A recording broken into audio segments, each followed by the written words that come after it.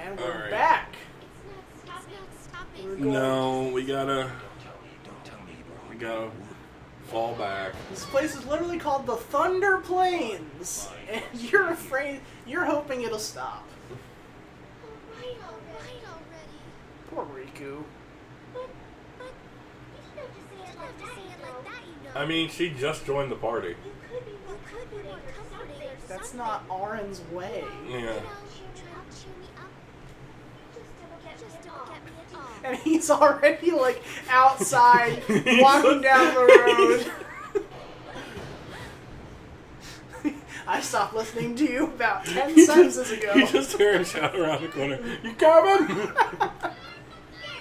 You cry, baby! And she's scared because I think we have the conversation on the airship later. Yeah. But she's like, I was at the beach and I got attacked by a monster, and my brother used thunder magic but hit me instead.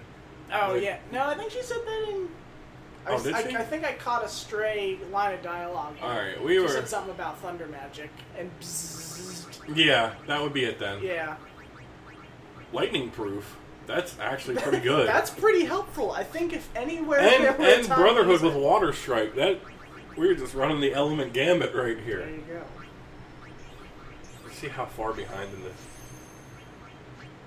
Because, if I get another copy of the HD, I still have all my data on the PS4. I'm going to show how you can gain, 80 sphere levels in one fight. Oh my god.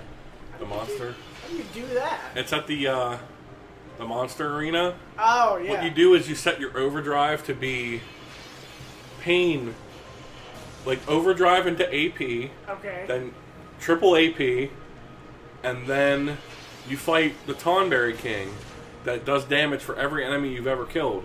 Oh. So you get your enemies way up, you attack it once with a weak weapon, it comes back and hits you for 99999. Yeah.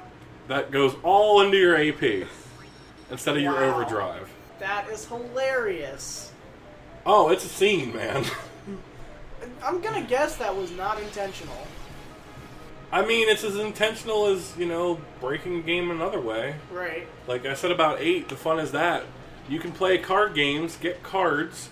Right. Then your Aeon one of your summons can learn the ability to modify cards into items. Modify, one card into... becomes 20... No, one card becomes one item called a windmill. Uh-huh.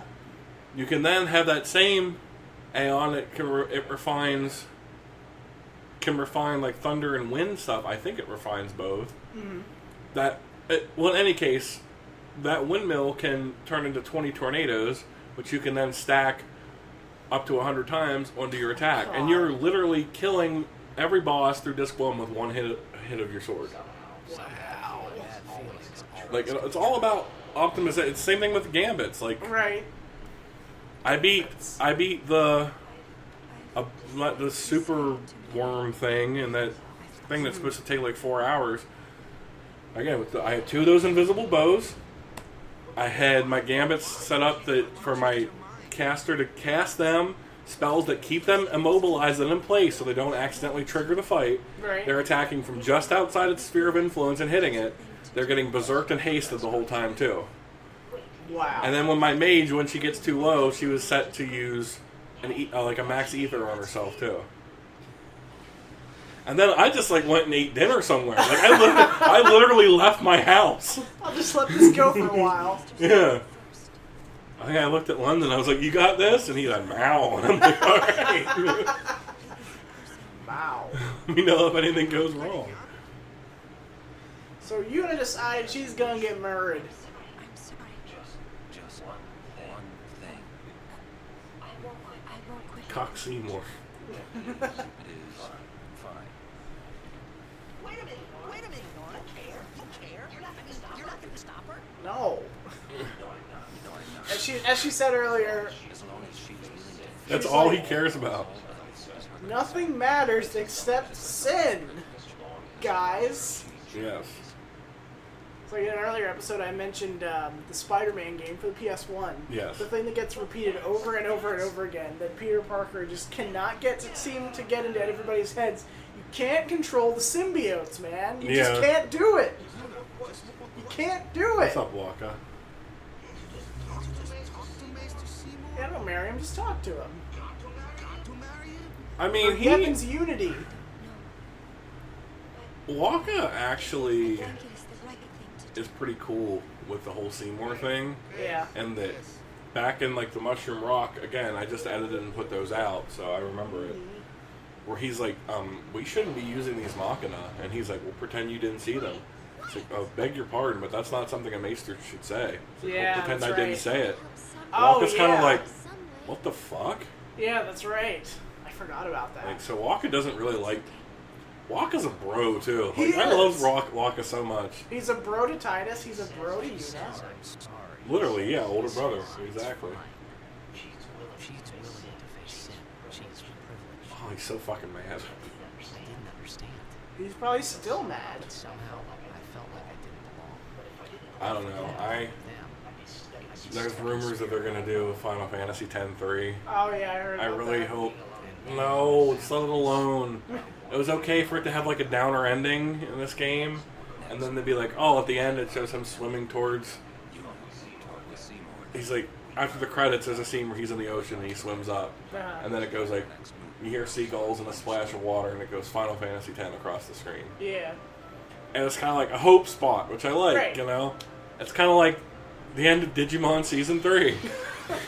It's like, We're going real deep now. oh, I love that. The guy who wrote that did one of my favorite animes. You have to check out sometime.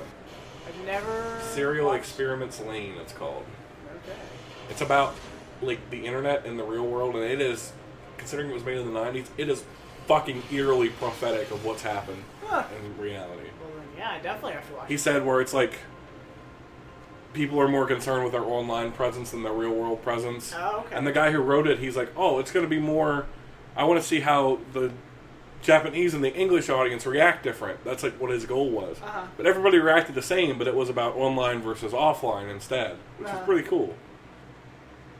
We're out of there. We're out of the Thunder Plains. Woo! Relax with your belly shirt. Though that one scene, just yay, did it. That one scene where she yells at the sky to be quiet is great. Yeah. I'm making a point here. Quiet. Titus, stop being mad. Also, this is the scene where they have the last hurrah before she supposedly gets married. With the always then section. Huh? The always then section. That whole that lengthy music video type scene where Oh, they're no. swimming. No, that's later. Oh, is it? Yeah. We come back here Oh, that's after. right. Yeah, that does take place in this area, though. Yeah. I jumped the gun. Sorry. It's okay. Again, this was in that commentary that it's a difference between generally what seems to be a difference between like Japanese media and like American media, just because that's what we're used to. Where the guy said Japanese characters are all about learning life-changing truths just like a little bit too late. Okay. Or like the reason is like this character's sudden moment of humility would have done so much good a month ago, or Okay. even a week ago. Like, so what I'm saying, these basically translated to this. These characters both feel a way about each other. Uh-huh. It's obvious. Even when Yuna's side, it's obvious at this point. Right. If you're like really paying attention. So instead of, talking about how we feel, we're just going to play it on the down low, Uh-huh. and it's going to come out when it's like, oh, we're going to come rescue you from Seymour then, here shortly, like kind of thing. Right. Shut up. Sorry. It's funny how calm I guess that just kind of goes back to the point you made a couple episodes ago with about how the neighbor who doesn't say anything for 10 years. Yeah. Oh, that's a big trope in, anime and manga especially. Yeah. And well, maybe I realized that you and I never Fucked. Let's go.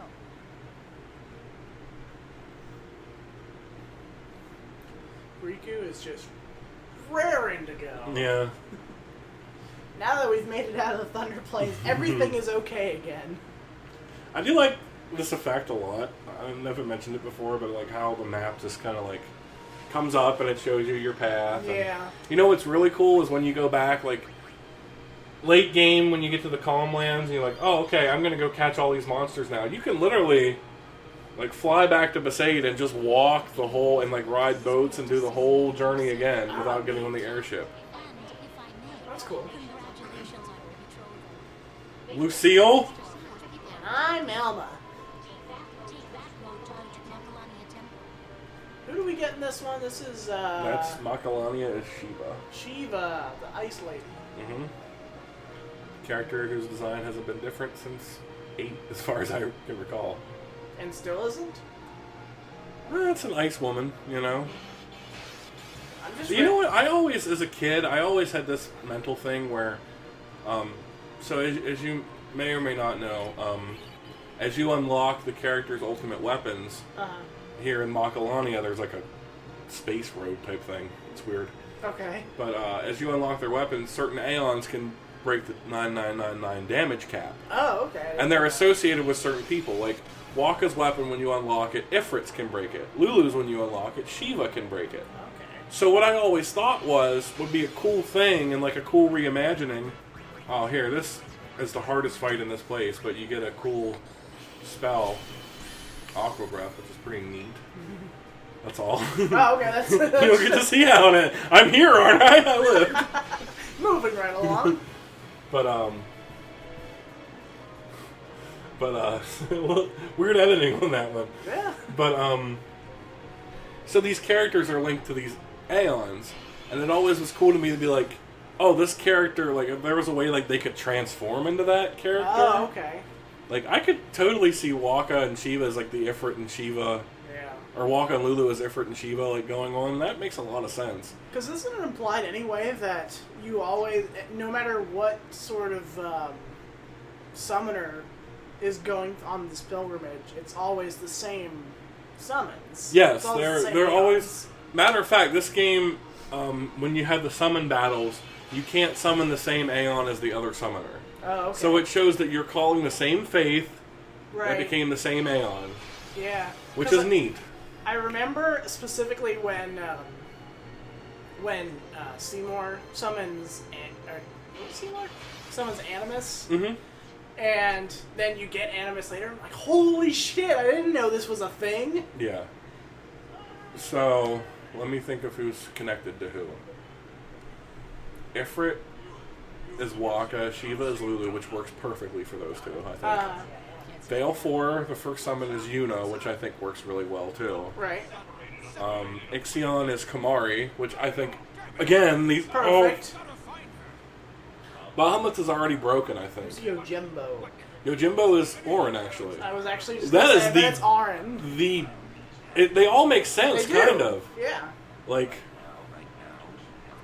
Riku's is, Is it the Magus sisters?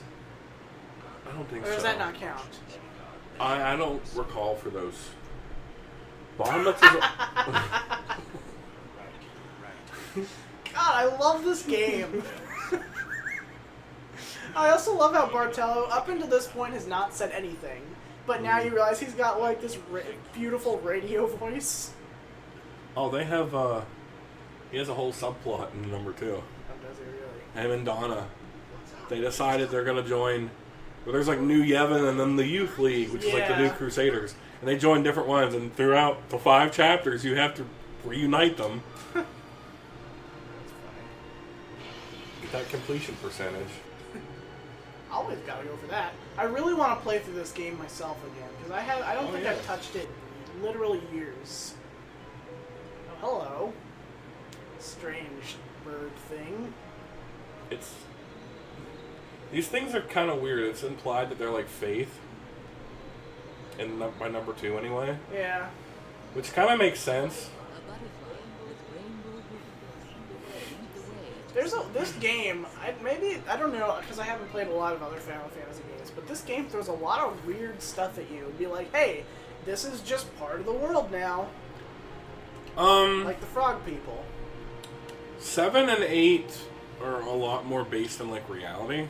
Yeah. Kind of, and like future world type stuff. I mean, they still have their fantastic elements too, Right. but Final Fantasy 15, I've heard, is a lot like that too. I've never played that one. It doesn't really look appealing to me, to be honest. I'm No. not saying it's a bad game, but like I'm gonna play a game like road tripping with the guys. That Yeah. doesn't. The reason I like Final Fantasy is like It's D&D fantasy. style, you know, Right. and fantasy travel. Like 8, and that's cool because it's like, oh, this is still a different world. Like Yeah. fantasy is still sci-fi is still fantasy. Yeah. You know. That's why they paired together. So.